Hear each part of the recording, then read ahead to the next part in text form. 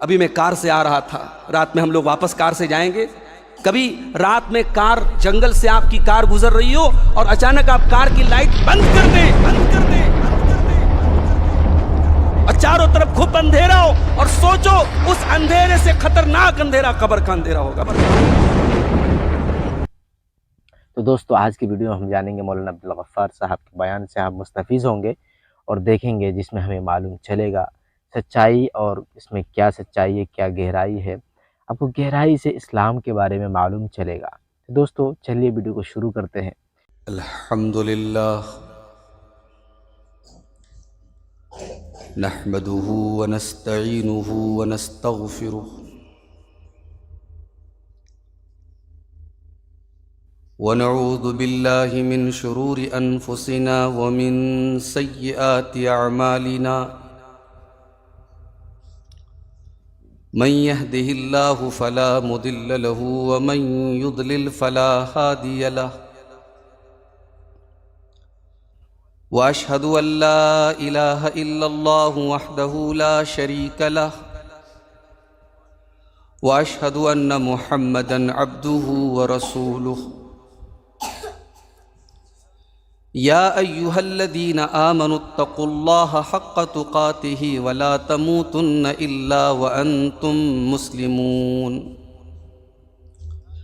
يا ايها الناس اتقوا ربكم الذي خلقكم من نفس واحده وخلق منها زوجها وبث منهما رجالا كثيرا ونساء واتقوا الله الذي تساءلون به والارحام ان الله كان عليكم رقيبا يا ايها الذين امنوا اتقوا الله وقولوا قولا سديدا يصلح لكم اعمالكم ويغفر لكم ذنوبكم ومن يطع الله ورسوله فقد فاز فوزا عظيما. اما بعد فإن خير الحديث كتاب الله وخير الهدي هدي محمد صلى الله عليه وسلم وشر الأمور محدثاتها وكل محدثة بدعة وكل بدعة ضلالة وكل ضلالة في النار. اعوذ باللہ من الشیطان الرجیم بسم اللہ الرحمن الرحیم. تبارک الذی بیدہ الملک وہو علی کل شیء قدیر الذی خلق الموت والحیاة لیبلوکم ایکم احسن عملا وہو العزیز الغفور. صدر محترم، علماء کرام، محترم بزرگوں، نوجوان بھائیوں، پردہ نشین ماؤں اور بہنوں، پیارے بچوں، سرائے محی الدین پور کی اس مسجد میں پچھلے کئی سالوں سے اس سالانہ پروگرام میں شرکت کا موقع اللہ کی توفیق سے مل رہا ہے، اور ہر بار تھوڑی آنے میں تاخیر بھی ہو جاتی ہے. اور ہمارے امام صاحب ہم سے ہر بار یہ کہتے ہیں کہ شیخ ہمارے یہاں کے بچے اپنا پرفارمنس، اپنی تقریر، اپنی نظم آپ کو سنانا چاہتے ہیں، اور ہر بار میں اس سے محروم رہ جاتا ہوں.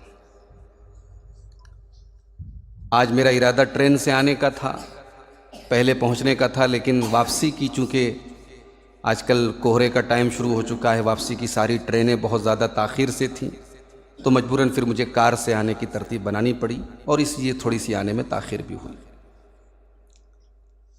میرے بھائیوں، اس طریقے کی دینی مجلس فتنوں کے اس دور میں، مادیت کے اس دور میں، جب ہر انسان دنیا کا ہر کام اپنے دنیاوی نفع اور نقصان کے حساب سے کرتا ہے. ایک انسان دوسرے انسان سے اگر میٹھا بول رہا ہے تو اس کے پیچھے بھی کوئی دنیاوی مفاد ہوتا ہے عام طور سے. اس مادیت کے دور میں اگر اللہ نے ہمیں اور آپ کو یہ توفیق دی ہے کہ ہم اللہ کے گھر میں مسجد میں بیٹھ کر کے اپنا وقت نکال کر کے ہم قرآن و سنت کی باتوں کو سننے کے لیے اکٹھا ہوئے ہیں، تو یہ بہت خوش نصیبی کی بات ہے۔ اللہ کے پیارے نبی کی وہ حدیث من یرد اللہ بہ خیرا یفقہہ فی الدین، وہ حدیث یہاں پر بھی لاگو ہوتی ہے۔ اللہ تعالیٰ اپنے دین کا علم، اپنے دین کی سمجھ سب کو نہیں دیتا ہے۔ یہاں آپ 2 گھنٹہ 3 گھنٹہ بیٹھ کر کے جو دین کی باتیں سیکھیں گے، سمجھیں گے، یہ اللہ کی خصوصی رحمت ہے ہم سب کے اوپر، یہ اللہ کا کرم ہے ہمارے اوپر کہ اللہ نے یہاں ہمیں اور آپ کو دین سیکھنے کے لیے اور دین کی باتوں کو سننے کے لیے، سیکھنے کے لیے جمع کیا ہے۔ اللہ ہم سب کی اس حاضری کو قبول فرمائے۔ میرے بھائیوں، میں نے خطبہ مسنونہ کے بعد قرآن کریم کے 29ویں پارے کی ابتدائی 2 آیتیں پڑھی ہیں۔ یہ بڑی اہم آیتیں ہیں۔ ان دونوں آیتوں میں اللہ تعالیٰ نے ہماری پیدائش کا اور ہماری موت کا ایک مقصد بیان کیا ہے کہ اللہ نے کیوں پیدا کیا اور کیوں اللہ نے موت کا نظام کیوں رکھا ہے۔ آئیے پہلے ان دونوں آیتوں کا ترجمہ دیکھتے ہیں، پھر بات کو آگے بڑھاتے ہیں۔ قرآن کا 29واں پارہ سورہ ملک کی ابتدائی آیتیں ہیں۔ تبارک الذی بیدہ الملک وہو علی کل شیء قدیر، بڑی برکت والی ہے وہ ذات جس کے ہاتھ میں ساری کائنات کی بادشاہت ہے اور جو ہر شے پر، ہر چیز پر قادر ہے۔ الذی خلق الموت والحیات، جس نے پیدا کیا موت کو اور جس نے پیدا کیا زندگی کو۔ یہ قابل غور نقطہ ہے۔ موت بھی اللہ تعالیٰ کی ایک مخلوق ہے۔ ہم کیا سمجھتے ہیں؟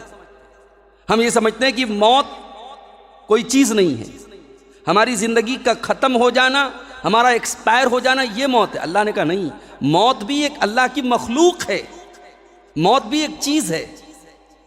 اور اس کو اور کلیئر طریقے سے اس حدیث کی روشنی میں سمجھیے جس میں اللہ کے نبی فرماتے ہیں کہ جب جنتی جنت میں چلے جائیں گے اور جہنمی جہنم میں چلے جائیں گے تو اللہ تعالیٰ کی طرف سے آواز دی جائے گی کہ اے جنتیوں ادھر آؤ، اے جہنمیوں ادھر آؤ، دیکھو موت کو لایا جائے گا۔